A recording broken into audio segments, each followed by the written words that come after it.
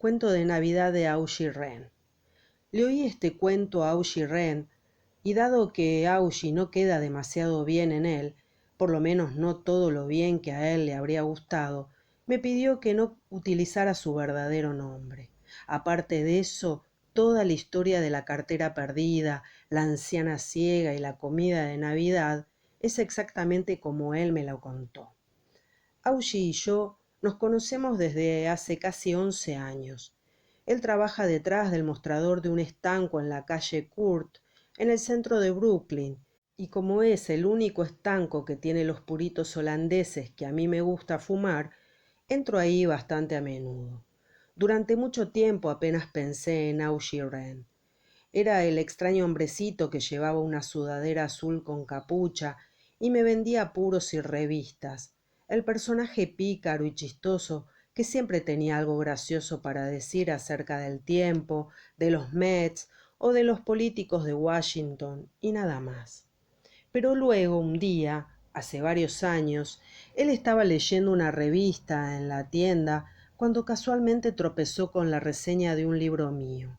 Supo que era yo porque la reseña iba acompañada de una fotografía, y a partir de entonces las cosas cambiaron entre nosotros. Yo ya no era simplemente un cliente más para Auggie. Me había convertido en una persona distinguida.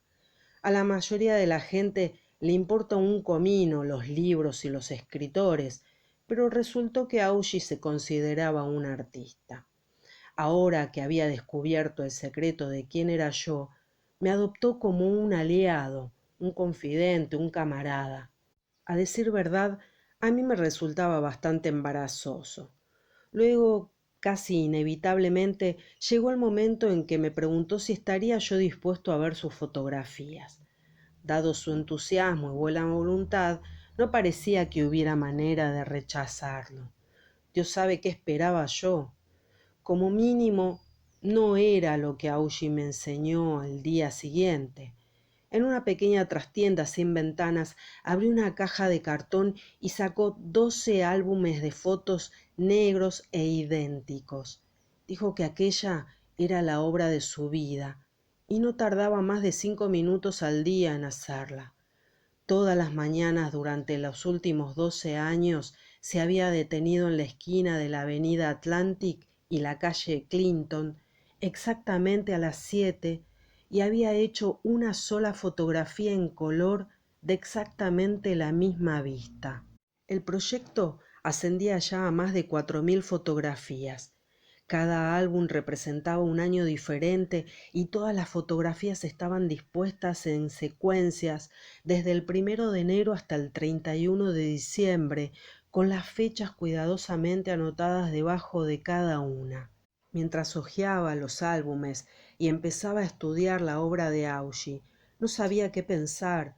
Mi primera impresión fue que se trataba de la cosa más extraña y desconcertante que había visto nunca.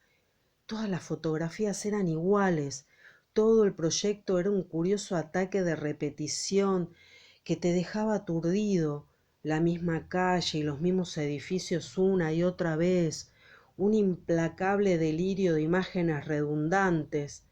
No se me ocurría qué podía decirle a Auggie, así que continué pasando las páginas, asintiendo con la cabeza con fingida apreciación.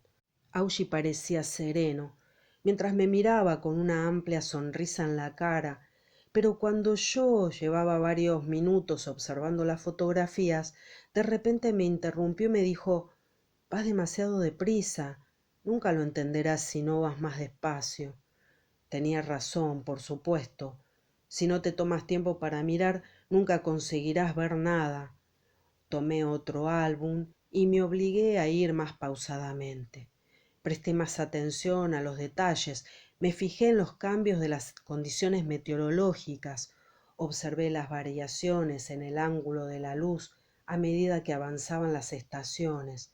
Finalmente pude detectar sutiles diferencias en el flujo del tráfico, prever el ritmo de los diferentes días, la actividad de las mañanas laborales, la relativa tranquilidad de los fines de semana, el contraste entre los sábados y los domingos, Y luego, poco a poco, empecé a reconocer las caras de la gente en segundo plano, los transeúntes camino de su trabajo, las mismas personas en el mismo lugar todas las mañanas, viviendo un instante de sus vidas en el objetivo de la cámara de Augie.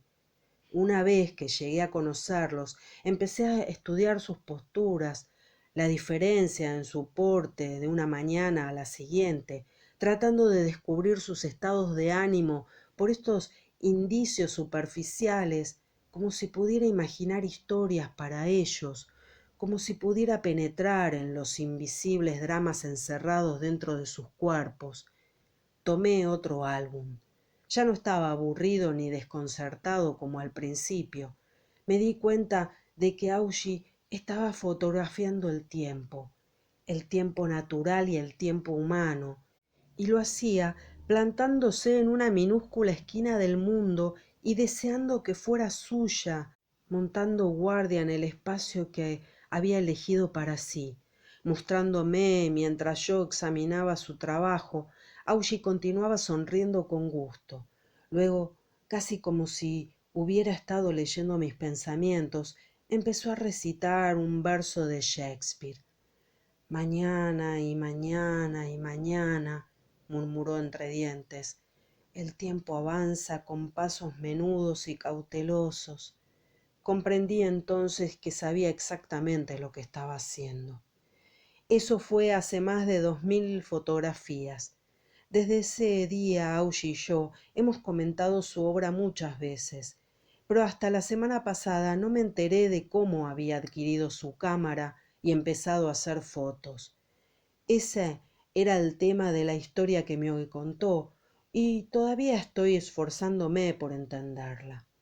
A principios de esa misma semana me había llamado un hombre del New York Times y me había propuesto si quería escribir un cuento que apareciera en el periódico el día de Navidad.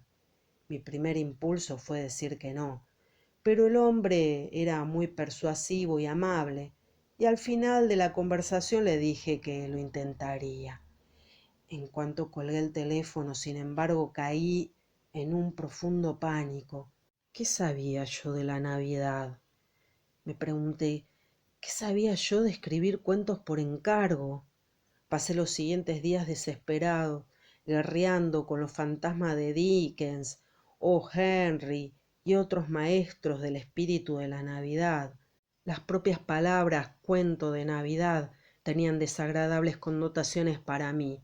En su evocación de espantosas efusiones de hipócrita sensiblería y melaza, ni siquiera los mejores cuentos de Navidad eran otra cosa que sueños de deseos, cuentos de hadas para adultos, y por nada del mundo me permitía escribir algo así. Sin embargo, ¿cómo podía nadie proponerse escribir un cuento de Navidad que no fuera sentimental? Era una contradicción en los términos, una imposibilidad, una paradoja. Sería como tratar de imaginar un caballo de carrera sin patas o un gorrión sin alas. No conseguía nada. El jueves salí a dar un largo paseo, confiado en que el aire me despejaría la cabeza. Justo después del mediodía entré en el estanco para reponer mis existencias, y ahí estaba Augie, de pie detrás del mostrador, como siempre. Me preguntó cómo estaba. Sin proponérmelo realmente, me encontré descargando mis preocupaciones sobre él. «¿Un cuento de Navidad?», dijo él cuando yo hube terminado. «¿Solo eso?». «Si me invitas a comer, amigo mío, te contaré el mejor cuento de Navidad que hayas oído nunca, y te garantizo que hasta la última palabra es verdad». Fuimos a Jack's, un restaurante angosto y ruidoso que tiene buenos sándwiches de pastrami y fotografías de antiguos equipos de los Dodgers colgadas en las paredes. Encontramos una mesa al fondo, pedimos nuestro almuerzo y luego Augie se lanzó a contarme su historia. «Fue en el verano del 72», dijo. «Una mañana entró un chico y empezó a robar cosas de la tienda. Tendría unos 19 o 20 años y creo que no he visto en mi vida a un ratero de tiendas más patético. Estaba de pie al lado del expositor de periódicos de la pared del fondo, metiéndose libros en los bolsillos del impermeable. Había mucha gente junto al mostrador en aquel momento, así que al principio no lo vi, pero cuando me di cuenta de lo que estaba haciendo empecé a gritar. Echó a correr como una liebre, y cuando yo conseguí salir de detrás del mostrador, él ya iba como una exhalación por la avenida Atlantic. Le perseguí más o menos media manzana y luego renuncié. Se le había caído algo y como yo no tenía ganas de seguir corriendo, me agaché para ver lo que era. Resultó que era su cartera. No había nada de dinero, pero sí su carnet de conducir junto a 3 o 4 fotografías. Supongo que podría haber llamado a la poli para que lo arrestara. Tenía su nombre y dirección en el carnet, pero me dio pena. No era más que un pobre desgraciado, y cuando miré las fotos que llevaba en la cartera, no fui capaz de enfadarme con él. Robert Goodwin, así se llamaba. Recuerdo que en una de las fotos estaba de pie, rodeando con el brazo a su madre o abuela. En otra estaba sentado a los 9 o 10 años, vestido con un uniforme de béisbol y con una gran sonrisa en la cara. No tuve valor. Me figuré que probablemente era drogadicto, un pobre chaval de Brooklyn sin mucha suerte, y además, ¿qué importaban un par de libros de bolsillo? Así que me quedé con la cartera. De vez en cuando sentía el impulso de devolverla, pero lo posponía una y otra vez y nunca hacía nada al respecto. Luego llega la Navidad y yo me encuentro sin nada que hacer. Generalmente el jefe me invita a pasar el día en su casa, pero ese año él y su familia estaban en Florida visitando a unos parientes. Así que estoy sentado en mi piso esa mañana, compadeciéndome un poco de mí mismo, y entonces veo la cartera de Robert Goodwin sobre un estante de la cocina. Pienso, ¿qué diablos? ¿Por qué no hacer algo bueno por una vez? Así que me pongo el abrigo y salgo para devolver la cartera personalmente. La dirección estaba en Burgin Hill, en las casas subvencionadas. Aquel día helaba, y recuerdo que me perdí varias veces tratando de encontrar el edificio. Ahí todo parece igual, y recorres una y otra vez la misma calle, pensando que estás en otro sitio. Finalmente encuentro el apartamento que busco y llamo al timbre. No pasa nada. Deduzco que no hay nadie, pero lo intento otra vez para asegurarme. Espero un poco más y justo cuando estoy a punto de marcharme, oigo que alguien viene hacia la puerta arrastrando los pies. Una voz de vieja pregunta quién es y yo contesto que estoy buscando a Robert Goodwin.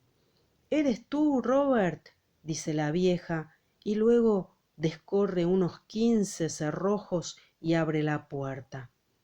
Debe tener por lo menos 80 años, quizá 90, y lo primero que noto es que es ciega. «Sabía que vendrías, Robert», dice. «Sabía que no te olvidarías de tu abuela Ethel en Navidad». Y luego abre los brazos como si estuviera a punto de abrazarme. Yo no tenía tiempo para pensar, ¿comprendes? Tenía que decir algo deprisa y corriendo, y antes de que pudiera darme cuenta de lo que estaba ocurriendo, oí que las palabras salían de mi boca. «Está bien, abuela Ethel», dije. «He vuelto para verte el día de Navidad». No me preguntes por qué lo hice. No tengo ni idea. Puede que no quisiera decepcionarla o algo así, no lo sé. Simplemente salió así y de pronto aquella anciana me abrazaba delante de la puerta y yo la abrazaba a ella. No llegué a decirle que era su nieto. No exactamente, por lo menos, pero eso era lo que parecía. Sin embargo, no estaba intentando engañarla. Era como un juego que los dos habíamos decidido jugar, sin tener que discutir las reglas. Quiero decir que aquella mujer sabía que yo no era su nieto Robert. Estaba vieja y chocha, pero no tanto como para no notar la diferencia entre un extraño y su propio nieto. Pero la hacía feliz fingir, y puesto que yo no tenía nada mejor que hacer, me alegré de seguirle la corriente. Así que entramos en el apartamento y pasamos el día juntos. Aquello era un verdadero basurero, podría añadir, pero ¿qué otra cosa se puede esperar de una ciega que se ocupa ella misma de la casa? Cada vez que me preguntaba cómo estaba yo, le mentía.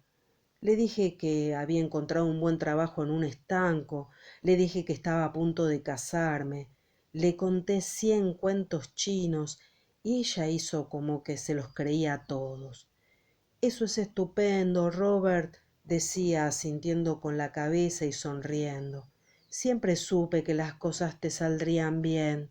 Al cabo de un rato empecé a tener hambre. No parecía haber mucha comida en la casa, así que me fui a una tienda del barrio y llevé un montón de cosas. Un pollo precocinado, sopa de verduras, un recipiente de ensalada de patatas, pastel de chocolate, toda clase de cosas. Ethel tenía un par de botellas de vino guardadas en su dormitorio, así que entre los dos conseguimos preparar una comida de Navidad bastante decente. Recuerdo que los dos nos pusimos un poco alegres con el vino, y cuando terminamos de comer fuimos a sentarnos en el cuarto de estar, donde las butacas eran más cómodas. Yo tenía que hacer pis, así que me disculpé y fui al cuarto de baño que había en el pasillo. Fue entonces cuando las cosas dieron otro giro. Ya era bastante disparatado que hiciera el numerito de ser el nieto de Ethel, pero lo que hice luego fue una verdadera locura y nunca me lo he perdonado. Entro en el cuarto de baño y apiladas contra la pared del lado de la ducha veo un montón de 6 o 7 cámaras de 35 milímetros, completamente nuevas, aún en sus cajas, mercancía de primera calidad. Deduzco que eso es obra del verdadero Robert, un sitio donde almacenar botín reciente. Yo no había hecho una foto en mi vida y ciertamente nunca había robado nada, pero en cuanto veo esas cámaras en el cuarto de baño, decido que quiero una para mí, así de sencillo. Y sin pararme a pensarlo, me meto una de las cajas bajo el brazo y vuelvo al cuarto de estar. No debía ausentarme más de unos minutos, pero en ese tiempo la abuela Ethel se había quedado dormida en su butaca. Demasiado llanti, supongo. Entré en la cocina para fregar los platos y ella siguió durmiendo a pesar del ruido, roncando como un bebé. No parecía lógico molestarla, así que decidí marcharme. Ni siquiera podía escribir una nota de despedida, puesto que era ciega y todo eso, así que simplemente me fui. Dejé la cartera de su nieto en la mesa, tomé la cámara otra vez y salí del apartamento. Y ese es el final de la historia.